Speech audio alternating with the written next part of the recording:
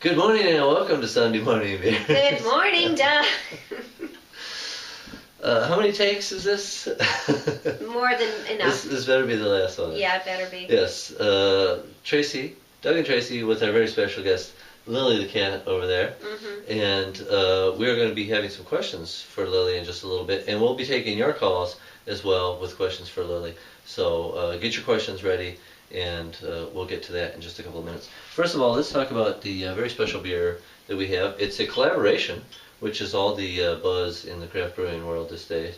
Collaboration meaning that I don't even know exactly how that works because I'm not famous enough to be part of a collaboration brew. But I know that they brew it at one brewery and people from another brewery come. They kind of coordinate on the recipe and then they would work together on doing the brew. Possible. Very possible. So the breweries together here, the brewery, which is in California, that's BRU Brewery, and of course Dogfish Head, which you probably do know, Dogfish Head. And it's a beer, the name of it is not real clear, but we believe that the name of it is Faster, Bigger, Better, Bolder. It is the thing in the middle is in Japanese, so we have no idea what that is. So if you know Japanese, maybe you can translate. That could be the name of it. But the biggest words on there are Faster, Bigger, Better, Bolder. And it also says that on the back. So we're going to guess that that's the name of it. This was brewed in honor of the tsunami, basically the strength of the Japanese surviving the tsunami, and which the tsunami was, believe it or not, a year ago this past Friday. So it's kind of perfect that we're drinking this just now. And this was brewed with traditional Japanese ingredients and sake yeast, which of course we're fascinated by that because we do beers with sake yeast all the time at 4th Street Brewery. Now we do not know, the only thing we know about kumquats is it is one of the funniest words in the English language. We don't know what they taste like or if that is one of the Japanese ingredients. We don't know if kumquats are Japanese or not. We did not Google that yet, but you can Google that and find out for yourself. Either way, here is the beer. It's kind of a hazy blonde color, very effervescent, nice thick rich head on there. It's fruity, but again, we don't know what kumquats taste like. Don't know if that's from the kumquats.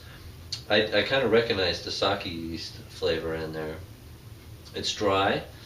There is some hop flavor in there, but not really the bitterness. Kind of in the middle, that hop flavor, and then it goes away. Very, very unique, very nice. It was $15 for that bottle. That's up to you, I guess, whether or not it's worth it. It's pretty darn good, I'll say that. If you get a chance to try it, check it out. We want to tell you about something very exciting that's going on at 4th Street Brewery today. What's going on is I'm doing something that I've wanted to do for a really long time, and that is brew a beer using maple sap instead of water. The main ingredient is beer is water. It takes a lot of water to make a batch of beer.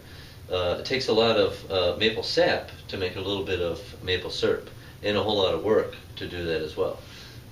We've done maple syrup beers before, but I've always wanted to do a maple sap beer, meaning that could I get enough sap to make a beer with? Now, for us to brew a beer on our 15-barrel system, that would take a hell of a lot of sap to do that. So this is going to be brewed on our 15-gallon system, and very fortunate to get some sap from Wordhouse Farms in Belleville. They're the people that take our spent grains, which they give to their pigs, and you can see a picture of the pigs eating the spent grains on our Facebook page.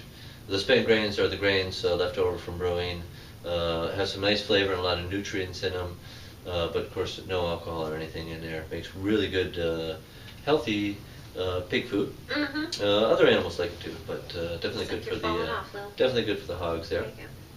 So they give us the sap, and I'm going to use that. No water at all. The sap. There's enough sap to do this 15-gallon batch of beer. I'm going to heat it up. I'm going to use it for my mash water and also my sparge water as well. Now we used to make our own syrup when I was a kid. It is a lot of work. The sap, you got to drill the holes in the trees, you got to pound the taps in, you got to hang the bucket or the bag, and then you got to empty those buckets or bags every couple of days as they fill up with this sap, which is kind of looks like water, but it's a little bit more viscous than water. It's a little sweeter than water, but nothing like the syrup itself. And then has kind of a woodsy flavor, for lack of a better word. Yeah. But it's really nothing at all like maple syrup at all.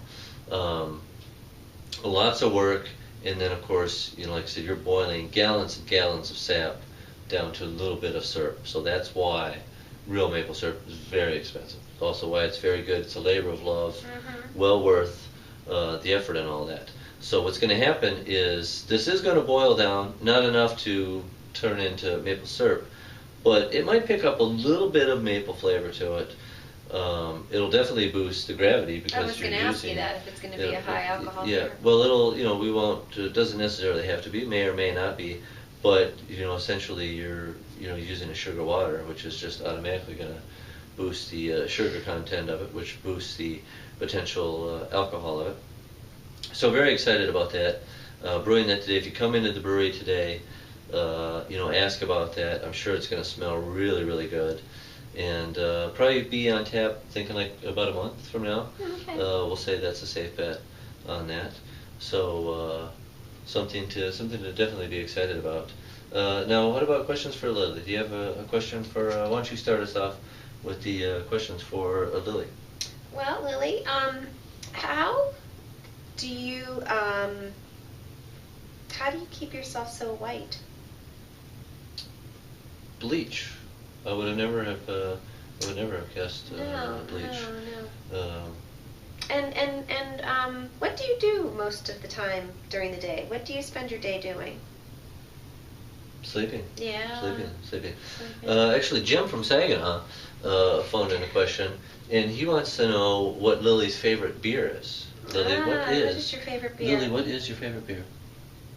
Oh, Lily. Lily definitely knows who helps to feed her and change her litter box. She said anything from 4th Street Brewery. That's a smart cat. That is a very smart cat. I think if I didn't change her litter box, she probably wouldn't have said that. But she knows what she a likes nasty. a clean poopy box. She knows what a nasty job that is. So. In fact, when we bring litter home, cat. she runs down with the bags, doesn't she? Yeah. She used to anyway. She knows it's something for her. Yeah. So that's a smart cat. That is a very smart cat. So you got to, if you come into the brewery today, check out the beer that we're brewing. And then on Thursday, we have another cask conditioned beer, which is very cool. It is actually a blend of 2 beers inside the cask. A blend of Snowplowed and the Apple Farmer, which was a farmhouse apple beer that we did way back in Harvest Fest in September, or October, actually. Or October we did the Harvest Fest. So something really cool to check out and something really cool to look forward to. That's what's going on this week at 4th Street Brewery. Lily, she'll be sticking around for a little bit while longer. Yeah. And we will see you at 4th Street Brewery very soon. Have a wonderful week, everybody. Bye.